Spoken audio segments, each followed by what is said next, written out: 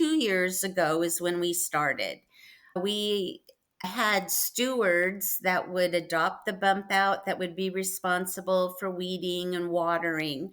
And we had the Milwaukee Garden Club, we had the Milwaukee Rotary, we had the local church, we had Milwaukee Floral and Garden that all agreed to be stewards to these groups. So it really was Amazing. very much community. So we planted and then watched to see what would happen in a year. Some plants really loved it, some plants not so much. So we found out what plant was right for that area and would plant more. And after we knew that this was really something that could work and was working, we decided to mark it as a Milwaukee pollinator pathway.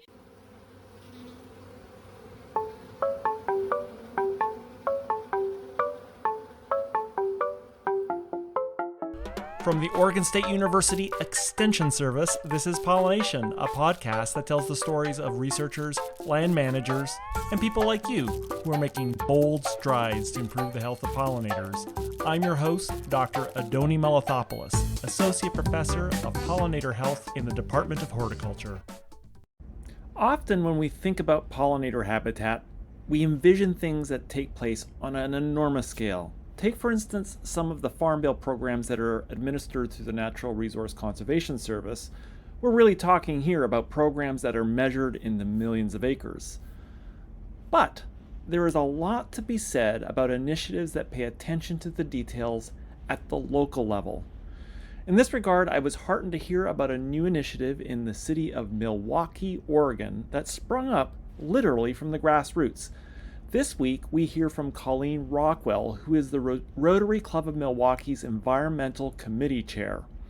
Working through the Rotary and other community groups, they managed to establish the second certified pollinator pathway in Oregon, the first being in Bend. In this episode, we hear about how that initiative got off the ground, what they have learned, and how other local organizations might go about following their lead. Speaking about the Portland area, though, I want to plug a fundraiser for the Oregon Bee Atlas that is taking place by the Portland waterfront on November 14th. It's called the Bees, Bottles, and Biodiversity fundraiser. It's going to be a great evening of Oregon bee-friendly wine and the unveiling of some newly found bees that the Atlas has discovered in Oregon. All proceeds go to the Jerry and Judith Paul Native Pollinator Endowment, and you can find out more about the event from the Oregon State University Extension website and register there. But enough of that, let's beat a pathway back to Milwaukee to hear about local pollinator habitat this week on PolliNation.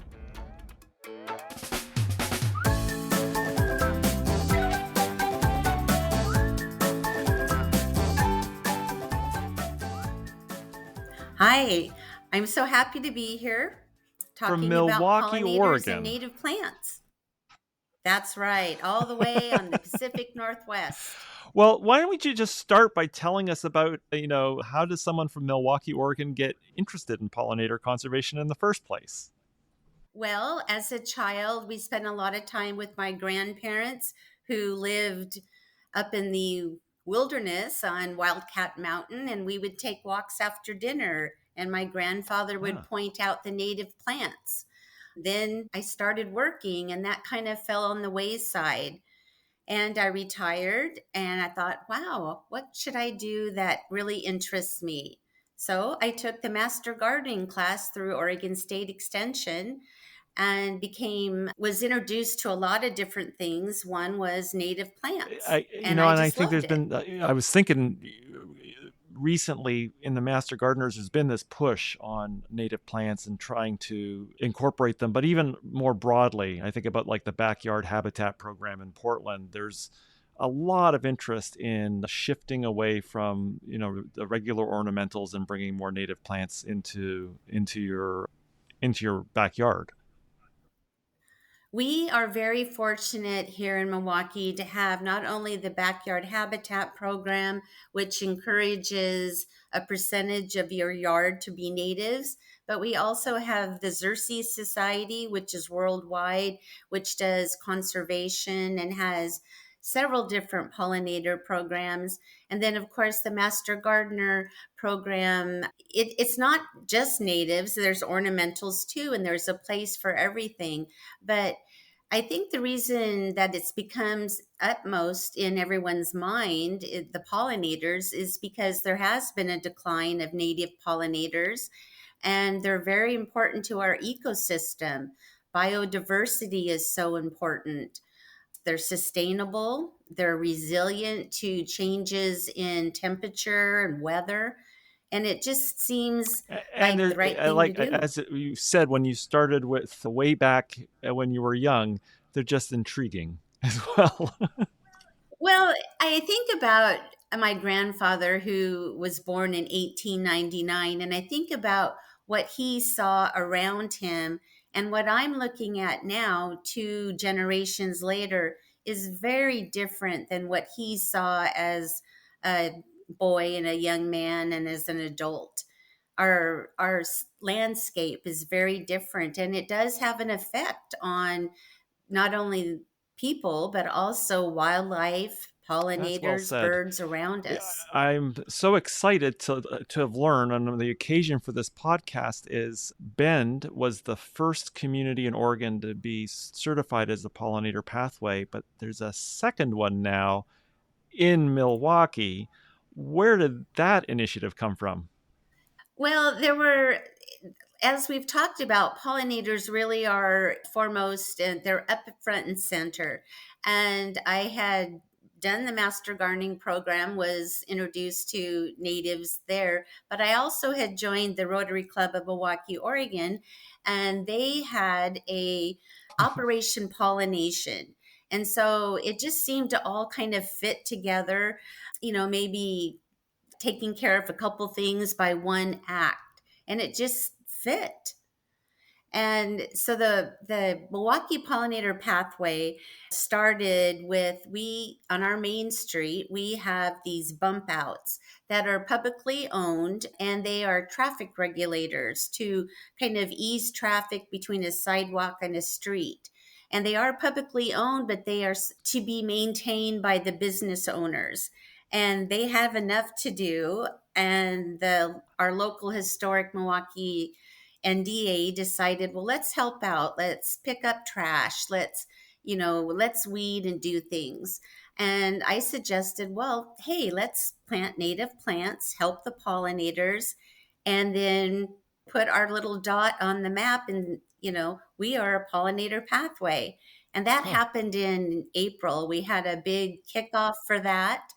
Um, and it got noticed by a lot of people and has led to others really nice things happening. It's a really That's good sense of fantastic. Can you community. tell us a little bit about what those bump outs look like this summer? I was imagining this establishment year, and it's Right. So, the pollinator pathway has 4 areas that they remove invasives, plant natives, no pesticides, and then to spread awareness. So, the first thing that we did was we took out the shrubs that were there. We actually had to use a winch from a, oh, a truck to get those out because there were some large established shrubs, but we were able to rehome them. We didn't kill uh, anything, we just rehomed them.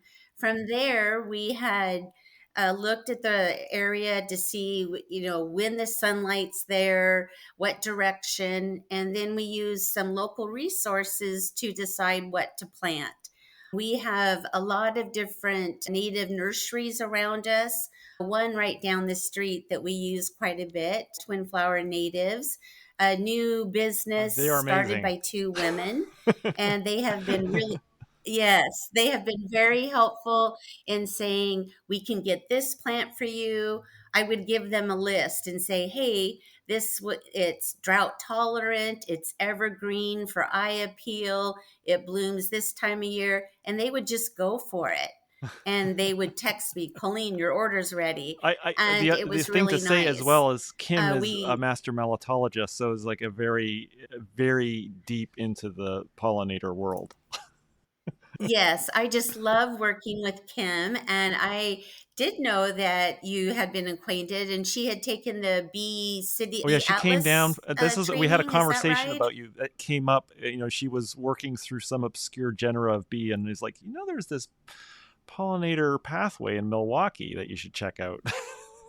Well, and so what it's done is we organized a big work group with various organizations like Milwaukee Rotary, the historic Milwaukee NDA, worked with Kim and Heather with the Twin Flower Natives, and we planted plants. And we did this 2 years ago is when we started. We had stewards that would adopt the bump out that would be responsible for weeding and watering. And we had the Milwaukee Garden Club, we had the Milwaukee Rotary, we had the local church, we had Milwaukee Floral and Garden that all agreed to be stewards to these groups. So it it really was a Amazing. very much community. So we planted and then watch to see what would happen in a year. Some plants really loved it, some plants not so much. So we found out what plant was right for that area and would plant more. And after we knew that this was really something that could work and was working, we decided to mark it as a Milwaukee Pollinator Pathway I with the love the Pollinator way in Pathway which program. this brought all these community organizations together in a very public way, and something that everybody will see as they're kind of passing through the main strip of town. I love that whole sensibility of this project. And so sometimes when I'm down there, if I'm weeding, a passerby will stop and say, "Hey, that looks really nice." And it's a good feeling to have. We did have what you would say a business plan. The first year we planted, see, what was going to happen. If it was successful, then to have it designated as a pollinator pathway, and also to move beyond just Main Street, to go out and actually extend that Oh. pathway throughout all of You Milwaukee. were And telling that's me we where were we're we were at right talking a now. little bit previously, and you were mentioning, for example, that if a homeowner wanted to get involved and extend that pathway from Main Street out into the neighborhood, there's even like signs that they can put on their lawn. Yes. So the pollinator pathway, Oh, there's a there it is. national website, and then we also have a local website. Here's the sign. So a homeowner can go onto the website. There's a button, join the pathway, and they can actually list their address as a pollinator pathway. And so when they do that, they get a sign here provided by Milwaukee Rotary to put on their yard and to spread awareness of what they're doing. It does say native plants and pesticide free. And it really opens the conversation for others as they're walking by. Hey, why does Sally have a Oh, sign? fantastic. It's a really great I thing. was really curious. I was thinking bump outs as a starting point is it's a hard, there's traffic, there's dirt, and it's dry. What were some of the plants that did well in that Oh, setting? the plants that did well, Oregon grape does well. When you mention the bump outs, they are completely surrounded by concrete, and most of them are don't have trees. It's just brutal sun, no water, and they also get driven over. Oh There are no. tire tracks through our bump outs. And yes, and so we added some big rocks as some deterrent. We added some logs, which is also good for a pollinator pathway for habitat. Other things, Kinnickinnick does well, yarrow, Douglas aster. We have a wide variety of plants because the steward for each Oh. bump out gets to choose what plants they want to plant. There is not a set planting guide for these bump outs. So it's really very individual. You take ownership of that bump out and And you want it I to was look thinking that all of nice. those plants as And well. There's a wide range, and you get shrub, high shrub, small shrub. I was with Douglas aster. You get a nice, probably stopped blooming just a few weeks ago, but all those plants are just nice, tough plants, and that well, I think the lesson is that one doesn't need to have, even in a kind of harsh environment, there's still some plants you can spec out that are native that will do okay there. There are. For the first 3 years, plants really do need water. And unfortunately, last summer, I was not able to make sure they had water. And we had plants that still thrive. Douglas aster did, penstemons did. They are just beautiful when they bloom. Right now, we have buckwheat that is blooming. And you want to have plants that bloom in succession so that they provide food year long for the pollinators. That can be a little tough here in Oregon, but with kinnikinick, which has berries and things like that, we pretty much are able to provide some type of food and obviously a habitat for our pollinators, which are mostly ground dwelling. Our bees are ground dwelling, and so we can also provide berries for birds. And it's been a nice journey. Sometimes a Yeah. struggle when you see tire prints in your tracks and your bump out, but it's a harsh environment, and So they really so are let's say you're thriving. a resident of Milwaukee, you're inspired, you somehow were hidden under a rock and didn't know this was going on. How do you get involved? But also, let's say you're another community in Oregon and you similarly want to take advantage of something like the bump outs or some other area that's open to the public to get involved. Yeah, how do you get involved there? As far as residents, we do table at a lot of events, and we have little contact cards, we have QR codes, various things for them to contact the website, send an email. And it's amazing. We have been doing this for a year, but this was the first year that our second year is when we decided we're going to go public with it. And the amount of support that we've gotten, emails and phone calls, texts about, hey, I want to put my little area on the map, and we just say click that button, say join, and you can have a sign too. And also, Milwaukee, we live next to the Willamette River, and on the other side, so we're the east side. We were contacted by the city of Beaverton. They want to do some type of pollinator pathway in their area. So they traveled across the river, came to Milwaukee. We did a walkabout downtown, showed them, what's working, what hasn't worked, what resources we use. We do use one that I think you know about quite well. Mm-hmm. It's a planting guide. I believe you were involved in developing this. Also, we Oh, the use Meadowscape. the Yeah, that's native great. plants The of the Metro. Willamette Valley. This is what I Mhm. consider the Bible for planting guides. It can be daunting to somebody to say, "Well, I have an area, I'm willing to do this. How do I do that?" And there are so many resources out there to help people decide what to plant, whether it be a publication, whether it be something on the website, and even just going to your native nursery and talking to the people there. Everyone has a It is lot of slightly dangerous information. going to a native nursery. I always seem to like fill up the car even though I was just going in for something simple. It's so wonderful. There's so much diversity out there and you run out of room. Right. And one of the things with the bump outs that's maybe a little different than your at home garden is that we do plant densely to provide Oh. visual effect for people walking by.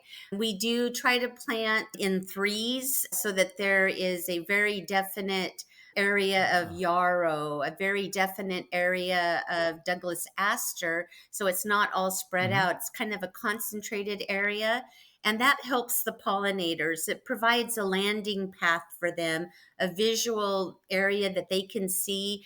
And I've also been told that once they know that there's a food source here, that they will keep coming back I to think that that's food great source. advice, and I think all having in those harsh environments as well, just having multiple plants, just in case one gets driven over. Yeah, we also Oh, try good. to use grasses a lot to be very beautiful, especially when they have their stalks, they're swaying in the wind. We try all different things, and I have one bump out right now that is not really up to my standards. And I thought at first, oh, native ferns, because there was shade. Well, there's also a tree and it's taking all that water that is there naturally. And so it's a journey. You just keep trying something. And when you find it, It does it's like, strike me that oh, this is the this way is that you it. build local expertise too.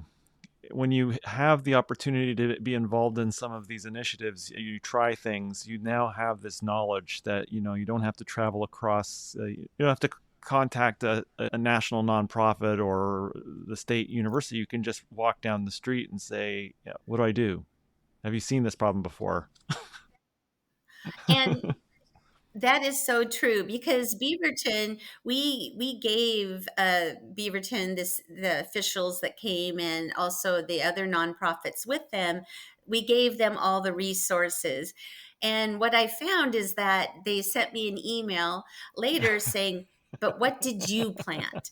And so we do make a little diagram because we knew that in the future someone's going to say, "What is here?" and what we use for our planogram so far. So we do that. The stewards, we ask each one of them, give us a diagram of your area so that when we get these questions, we're able to answer This is them, amazing, and I be guess just to resourceful. end things off, I just wanted to hear a little bit about your vision of where this goes. This has only been not even a year of being a pollinator pathway. What do you see? I guess one of the visions is Portland is one big pathway.